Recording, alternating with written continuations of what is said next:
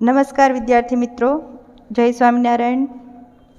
ધોરણ 11 સમાજશાસ્ત્ર, પ્રકરણ 1 સમાજશાસ્ત્રનો પરિચય. વિદ્યાર્થી મિત્રો, આગળના લેક્ચરમાં આપણે સમાજશાસ્ત્ર વિષયનો ઉદ્ભવ ક્યાંથી થયો એની ચર્ચા કરેલી હતી અને ઓગસ્ટ કોન્ત કે જેમનો પરિચય આપણે મેળવ્યો, એને સિવાય ઘણા પણ સમાજશાસ્ત્રીઓ છે કે જેનો પરિચય આજે આપણે મેળવવાનો છે, જેમાં ઇમાઇલ દુર્ખીમ જેમનો પરિચય આજે આપણે મેળવશું. ઇમાઇલ દુર્ખીમ છે કે જેમનો જન્મ છે એ 1858માં અને મૃત્યુ છે 1917માં થયું. સમાજશાસ્ત્ર અંતર્ગત એમનો ફાળો શું છે એની ચર્ચા કરીએ તો એમનો ટૂંકમાં પરિચય જોઈએ અને એમના વિચારો છે સમાજશાસ્ત્ર અંતર્ગત કયા હતા એમની ચર્ચા છે આજે કરવાની છે. હવે ફ્રાન્સના વિદ્વાન ઇમાઇલ દુર્ખીમે સમાજના નક્કર વૈજ્ઞાનિક અભ્યાસ દ્વારા ઓગસ્ટ કોન્તે રોપેલા સમાજશાસ્ત્ર રૂપી બીજને અંકુરિત કરવાનું કાર્ય કર્યું. વિદ્યાર્થી મિત્રો, સમાજશાસ્ત્રના પિતા પૂછે તો એમાં આપણે ઓગસ્ટ કોન્તે એ નામ છે એ આપણે અગાઉના લેક્ચરમાં એમની ચર્ચા કરેલી. હવે એ જે એમના વિચારો હતા એ જ વિચારોને ઇમાઇલ દુર્ખીમે છે આગળ વધાર્યા. ટૂંકમાં સમાજશાસ્ત્ર રૂપી બીજનું અંકુરણ કરવામાં ઇમાઇલ દુર્ખીમનો પણ એક ભાગ રહેલો. દુર્ખીમ માનતા હતા કે સમાજશાસ્ત્ર માત્ર સમાજનું પૃથ્થકરણ નથી, પરંતુ એથી વિશેષ તો તે સામાજિક જીવન જીવવાની કળા છે.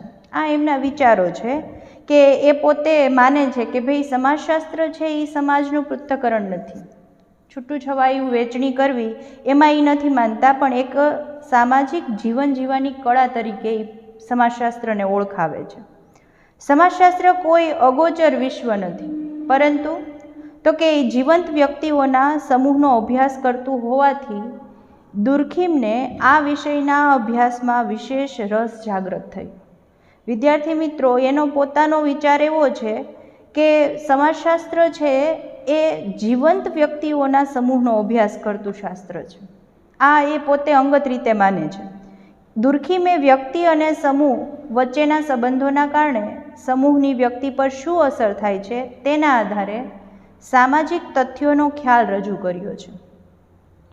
એમના મતે સામાજિક તથ્યો છે એ શું છે તો એના વિશે આજે આપણે ચર્ચા કરવાની છે. હવે જો સામૂહિક જીવન વિશે એને ચર્ચા કરેલી છે અને એના ઉપર અસર કરતા સામાજિક તથ્યો વિશે એણે પોતે ખ્યાલ રજૂ કરેલો છે. જો આ 2 માર્કના પ્રશ્ન માટે અગત્યનું છે કે સામાજિક તથ્યો અંતર્ગત એમના શું વિચારો છે, તો એની અંદર આવશે કે ભાઈ તેમના મતે સામાજિક તથ્યો સમૂહ જીવનમાંથી ઉદ્ભવે છે. જો આપણે સમાજશાસ્ત્ર ભણીએ છીએ અને તેની અંદર સમાજમાં મુખ્ય કેન્દ્ર ભાવે માનવીઓ અને એના સામૂહિક જીવન છે એના અંતર્ગત આપણે ભણવાનું છે.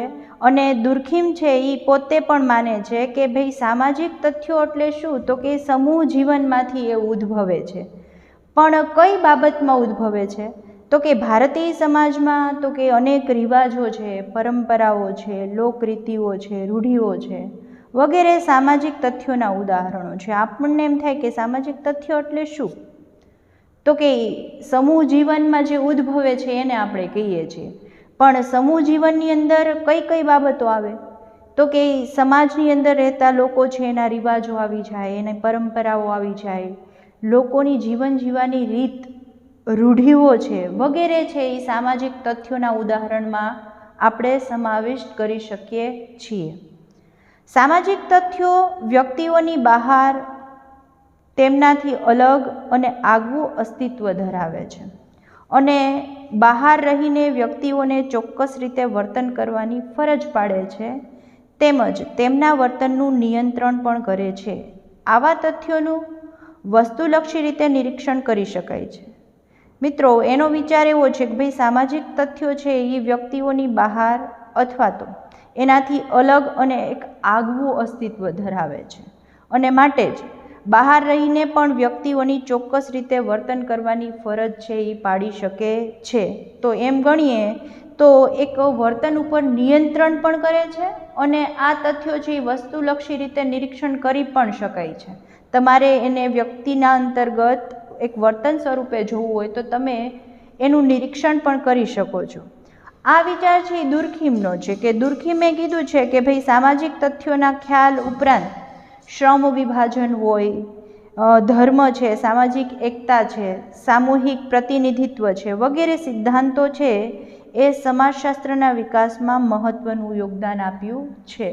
આ વિચાર ઇમાઇલ દુર્ખીમે પોતે મત આપેલો છે કે ભાઈ સામાજિક તથ્યોનો ખ્યાલ એણે આપ્યો, એમાં શ્રમ વિભાજન હોય, ધર્મ હોય, સામાજિક એકતા હોય કે પછી સામૂહિક પ્રતિનિધિત્વ હોય વગેરે સિદ્ધાંતો છે એ સમાજશાસ્ત્રના વિકાસમાં મહત્ત્વનું યોગદાન આપ્યું છે. બીજી એક ખાસ બાબત સમજવાની છે કે ભાઈ દુર્ખીમના 2 પુસ્તકો 1 માર્કના પ્રશ્નની અંદર છે એ પૂછાઈ શકે છે. કયા પુસ્તકો છે એણે રચના કરી? તો કે the rules of sociological method, કે જેને આપણે અત્યાર સુધી સામાજિક તથ્યોના નામથી ઓળખીએ છીએ. આ પુસ્તક જે એણે લખેલું છે એની સમજૂતી છે એણે આપેલી છે કે જેના અંતર્ગત સમાજશાસ્ત્રના પદ્ધતિશાસ્ત્ર છે એનું મહત્ત્વનું પ્રદાન આપેલું છે. એટલે મિત્રો, ઇમાઇલ દુર્ખીમ એક સમાજશાસ્ત્રી છે.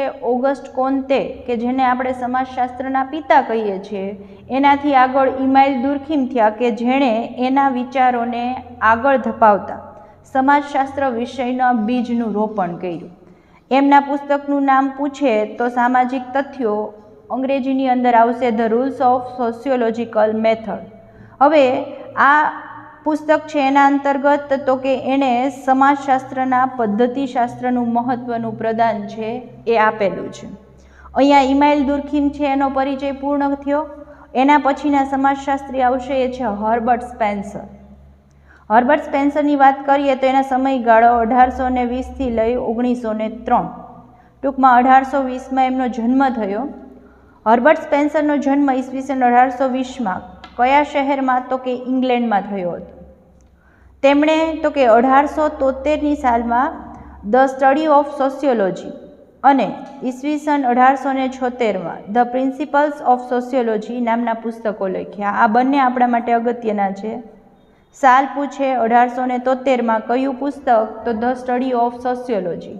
અને 1876માં એને બીજું પુસ્તકની રચના કરી જેનું નામ છે the principles of the sociology. આ 2 પુસ્તકો છે એ એમણે લખ્યા.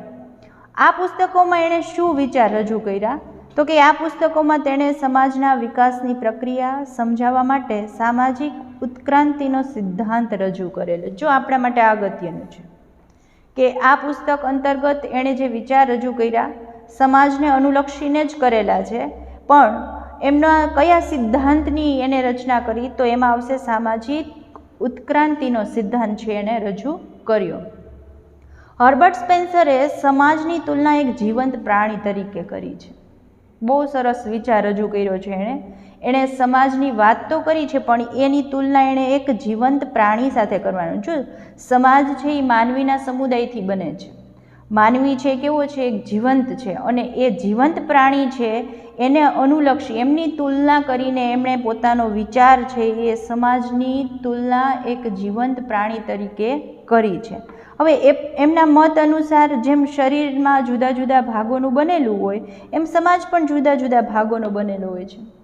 ભલે આપણે વિવિધતામાં એકતાવાળો દેશ છીએ, પણ આપણા સમાજની અંદર રહેતા લોકો છે એ જુદી જુદી રીતે છે એમાં પણ ઘણી બધી બાબતો છે એ આપણે જોઈ શકીએ છીએ. એટલે જુદા જુદા ભાગોનું બનેલું છે, એમ છતાં સમાજની અંદર આ બધા જ જુદા જુદા ભાગોનો આપણે અનુભવ કરી શકીએ છીએ. કોઈ રીત રિવાજ હોય, કોઈની સંસ્કૃતિ છે, પહેરવેશ છે, બોલી છે, આ બધાયનું જો તમે નિરીક્ષણ કરો તો એમ કહી શકાય કે જુદા જુદા ભાગેનું બનેલું હોવા છતાં સમાજ છે એ પણ આપણા શરીરની જેમ જુદા જુદા ભાગોનો બનેલો છે. જો સમાજને જીવંત રાખવો હોય તો એના દરેક ભાગોએ સાથે મળીને કાર્ય કરવું જોઈએ. મિત્રો, આપણા શરીરની સાથે એની તુલના કરી છે સમજાવવા માટે.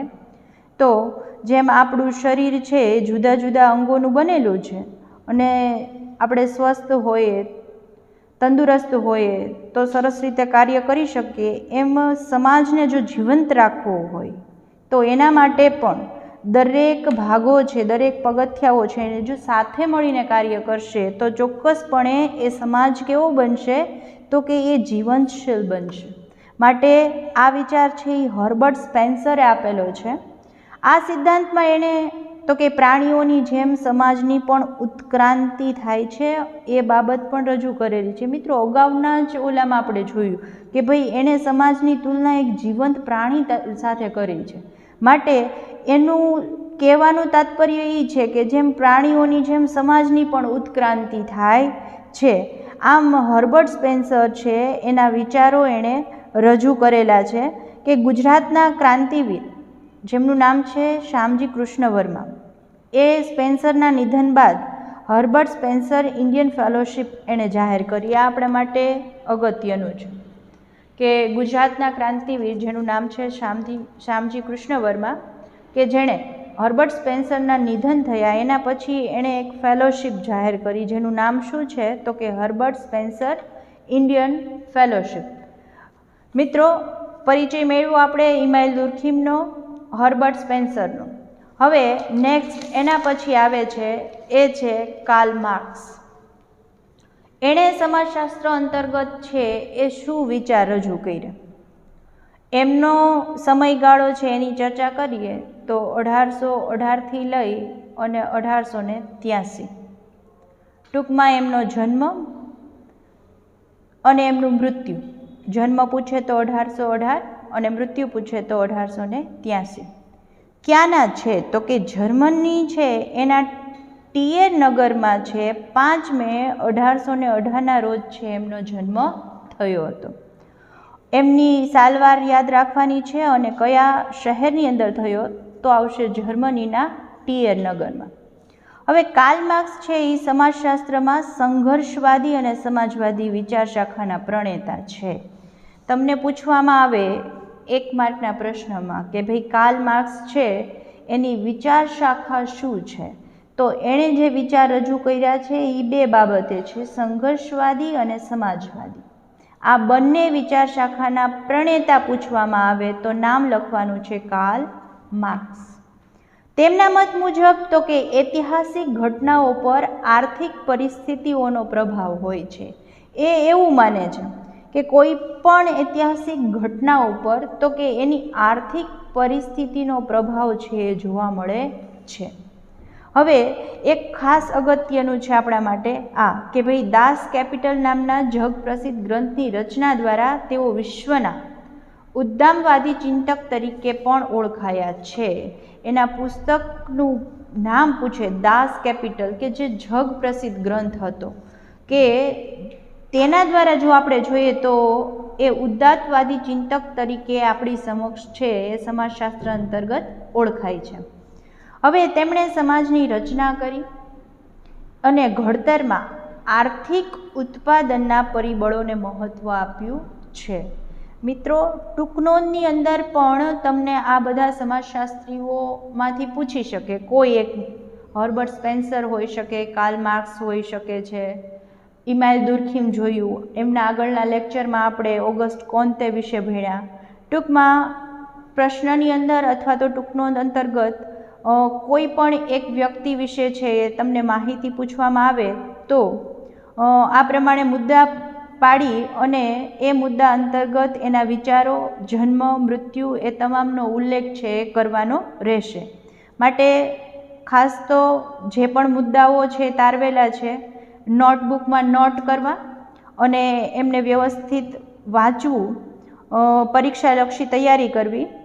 આગળ જોઈએ કે કાર્લ માર્ક્સ છે તો કે તેમણે સમાજની રચના અને ઘડતરમાં આર્થિક ઉત્પાદનના પરિબળોને મહત્ત્વ આપ્યું છે. આ એનો વિચાર છે કે સમાજની રચના તો થઈ, એના ઘડતરમાં મહત્ત્વનો ફાળો છે એને આર્થિક ઉત્પાદનને આપ્યો છે. તેમણે જણાવ્યું કે ભાઈ માનવ સમાજના ઇતિહાસમાં ઉત્પાદનના પરિબળો વર્ગોની રચના કરે છે. ગુલામ યુગ હોય, સામંતશાહી યુગ હોય, આધુનિક મૂડીવાદી હોય, સમાજમાં હંમેશા 2 વર્ગોનું અસ્તિત્વ રહ્યું છે. જો આ પણ અગત્યનું છે. કયા 2 વર્ગની અગત્યતાની વાત કરી છે તો એક છે માલિક વર્ગ અને બીજું છે શ્રમજીવી વર્ગ. તમને પૂછવામાં આવે કે ભાઈ કાર્લ માર્ક્સ છે એણે કયા બે સમાજના અસ્તિત્વની વાત કરેલી છે, તો એમાં સૌપ્રથમ આવશે માલિક વર્ગ અને બીજું આવશે શ્રમજીવી વર્ગ. એટલે આ બંને યુગ છે એના અંતર્ગત છે એણે ચર્ચા કરેલી છે. હવે માલિક પાસે ઉત્પાદનના સાધનોની માલિકી છે, જ્યારે શ્રમજીવી પાસે શ્રમ છે. બે વર્ગો અંગે એને ચર્ચા કરેલી છે, એક માલિક વર્ગ અને શ્રમજીવી વર્ગ. હવે માલિક પાસે શું છે, તો કે એની પાસે ઉત્પાદનના સાધનોની માહિતી છે, જ્યારે બીજી તરફ તો કે શ્રમજીવી વર્ગ છે એની પાસે શું છે, તો કે એની પાસે માત્ર ને માત્ર શ્રમનો સહારો છે. આમ મૂડીવાદી સમાજમાં શ્રમજીવી નોકર છે અને તે મૂડીપતિઓને પોતાનો શ્રમ વેચે છે. બે વર્ગની માહિતી આપણી સમક્ષ મૂકી છે, ત્યારે કહે છે કે ભાઈ મૂડીવાદી સમાજની વાત કરીએ એમાં શ્રમજીવી એટલે એને શું ગણવામાં આવે, નોકર, અને મૂડીપતિ એટલે એનો હું, તો કે જે શ્રમજીવી નોકર છે એને શ્રમ વેચે છે, કે જે માલિકનો દરજ્જો છે એ આપે છે, અને બીજો શ્રમજીવી વર્ગ છે કે જે નોકર તરીકે છે ત્યાં શ્રમનું કાર્ય છે કરે છે, અને એનું મહત્ત્વનો ઉપયોગ છે એ કરે છે, મહત્તમ ઉપયોગ કરે છે. બને ત્યાં સુધી એની પાસેથી કામ કે શ્રમ કઈ રીતે લેવો એ કાર્ય કોણ કરે છે, તો કે મૂડીપતિ, કે જે માલિકની ગણનામાં આવી શકે. એટલે આપણે જે બે વર્ગ પાડ્યા, એક છે માલિક વર્ગ અને એક છે શ્રમજીવી વર્ગ. શ્રમજીવી વર્ગ છે એ પોતે નોકર ગણાશે, અને મૂડીપતિ એટલે કે માલિક વર્ગ કે જે શ્રમ વેચે છે અને માલિક શ્રમ ખરીદે છે અને તેનો મહત્તમ ઉપયોગ કરે છે. આવા વર્ગના લોકો છે એની પાસેથી મહત્તમ એટલે કે મોટા ભાગનું કાર્ય કઈ રીતે પાર પાડવું એનો ઉપયોગ આ વર્ગ કરે છે. આથી એવું કહી શકાય કે શ્રમજીવીઓનું શોષણ થાય છે. કાર્લ માર્ક્સનો વિચાર છે અને કીધું કે ભાઈ શ્રમજીવીઓનું આ અંતર્ગત શોષણ થાય છે, પરિણામે બંને વર્ગો વચ્ચે શું ઉત્પન્ન થાય છે, તો કે સંઘર્ષ ચાલ્યા કરે છે. એક વર્ગ માલિક વર્ગ છે, બીજો વર્ગ શ્રમજીવી વર્ગ છે. મૂડીપતિ એટલે કે માલિક વર્ગ છે એ શ્રમ વેચે છે, જ્યારે માલિક શ્રમ છે એ ખરીદે છે, અને મહત્તમ ઉપયોગ આવા લોકોનો થાય ત્યારે શું બને છે, તો કે શ્રમજીવી લોકોનું શોષણ થતું હોય એવું લાગે છે, અને પરિણામે શું થાય, તો કે આ બંને વર્ગો છે એમના વચ્ચે તો કે સંઘર્ષભર્યું વાતાવરણ છે એ ઉત્પન્ન થાય છે. આ વિચાર છે એ કાર્લ માર્ક્સનો હતો. હવે આગળ કહે છે કે ભાઈ કમ્યુનિટીઝ મેનિફેસ્ટોમાં જણાવે છે કે માનવ સમાજ છે એ આજ સુધીનો ઇતિહાસ વર્ગ સંઘર્ષનો ઇતિહાસ છે. એણે જે બે વર્ગો આપ્યા અને પોતે જે વિચાર રજૂ કર્યા એ અંતર્ગત કહે છે કે ભાઈ માનવ સમાજ છે એનો આજ સુધીનો ઇતિહાસ, એમાં વર્ગ સંઘર્ષનો ઇતિહાસ છે એને ગણાવેલો છે. તેમણે દુનિયાના તમામ શ્રમજીવીઓ છે એને કેવો વર્ગ ગણાવ્યો છે, તો કે શોષિત વર્ગ તરીકે સંગઠિત થઈ મૂડીવાદી સમાજ વ્યવસ્થાને દૂર કરી વર્ગવિહીન સમાજ વ્યવસ્થા સ્થાપવાનું કહ્યું છે. ખૂબ સરસ વિચાર એણે રજૂ કર્યો. બે વર્ગની વાત તો કરી વિદ્યાર્થી મિત્રો, પણ જે શ્રમજીવીઓ છે કે જેને એને શોષિત વર્ગ કહેલો છે એના માટે તો કે સંગઠિત થવું, લોકોએ મૂડીવાદી સમાજ વ્યવસ્થાને દૂર કરવી અને એ દૂર કરી વર્ગવિહીન સમાજ વ્યવસ્થા સ્થાપવાનું કહ્યું, કે જેમાં કોઈ ફાટા ન પાડેલા હોય એવા વર્ગવિહીન સમાજ વ્યવસ્થા છે એનું માળખું સ્થપાવવું જોઈએ. આવો વિચાર છે એ કાર્લ માર્ક્સે રજૂ કર્યો. માટે આગળ જતાં કહે છે કે ભાઈ કાર્લ માર્ક્સના વિચારો છે એ સમાજશાસ્ત્ર ઉપરાંત તો કે અર્થશાસ્ત્ર હોય કે રાજ્યશાસ્ત્ર હોય અને તત્વજ્ઞાન હોય જેવા સામાજિક વિજ્ઞાનોમાં પણ મહત્ત્વના રહ્યા છે. માત્ર એટલું નહીં કહી શકીએ કે ભાઈ એને માત્ર સમાજશાસ્ત્રી છે તો ભાઈ સમાજશાસ્ત્ર છે એના અંતર્ગત જ પોતાના વિચારો રજૂ કરેલા છે, પણ એના વિચારો છે એ આગળ જતાં તો કે અર્થશાસ્ત્રની દ્રષ્ટિએ પણ હોય છે, રાજ્યશાસ્ત્રની દ્રષ્ટિએ પણ હોય, અને તત્વજ્ઞાન જેવા સામાજિક વિજ્ઞાન છે એવા વિષયને લગતા પણ એના વિચારો છે એ રજૂ કરેલા છે। માટે એવું કહી શકાય કે તેણે મહત્ત્વની બાબતો એક કહેલી છે કે ભાઈ કાર્લ માર્ક્સ છે એમના જન્મની વાત, કયા શહેરમાં એમનો જન્મ થયો, બીજું કે દાસ કેપિટલ નામના જગ પ્રસિદ્ધ ગ્રંથ છે એની અંદર એ ઉદાત્તવાદી ચિંતક તરીકે પણ ઓળખાણા છે। બે વર્ગોનું અસ્તિત્વ રહ્યું છે એ વિચારો પૂછવામાં આવે તો એમાં આવશે માલિક વર્ગ અને શ્રમજીવી વર્ગ। આ બંને વર્ગ છે એના અંતર્ગત એના વિચારો રજૂ કરવા પડે તો એની અંદર આવશે કે શ્રમજીવી લોકો છે એ નોકરના સ્થાને છે અને મૂડીપતિઓ છે શ્રમ વેચે છે, માલિક શ્રમ છે એ ખરીદે છે અને મહત્તમ એનો ઉપયોગ કરે છે। અને પરિણામ સ્વરૂપે તો કે આખી દુનિયામાં એક શોષિત વર્ગ તરીકે એક અલગ સંગઠન ઊભું થયું। અને કાર્લ માર્ક્સના મંતવ્ય મુજબ તો કે એણે મૂડીવાદી સમાજ વ્યવસ્થાને દૂર કરી વર્ગવિહીન સમાજ વ્યવસ્થા સ્થાપવાનું કહ્યું છે કે કોઈ પણ વર્ગ કે ફાટા નહીં, પણ કહેવાય ને કે એક સંગઠિત સમાજ વ્યવસ્થા સ્થાપવાનો એનો વિચાર રજૂ કર્યો। માત્ર સમાજશાસ્ત્રમાં જ વિચાર રજૂ થયા એવા પણ નથી, અર્થશાસ્ત્ર, રાજ્યશાસ્ત્ર, તત્વજ્ઞાન, સામાજિક વિજ્ઞાન જેમાં પણ એને મહત્ત્વ એનું રહેલું છે એવું આપણે કહી શકીએ।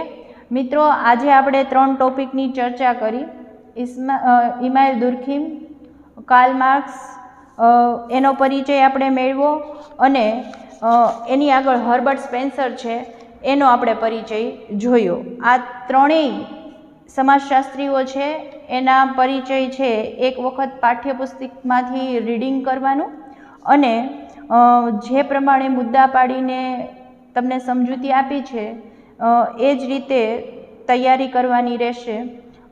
આગળમાં બાબત છે જે સમાજશાસ્ત્રીનો પરિચય છે એ આપણે આવતીકાલે મેળવશું। ફરી મળશું નવા વિડીયો સાથે। ત્યાં સુધી ધન્યવાદ, આભાર।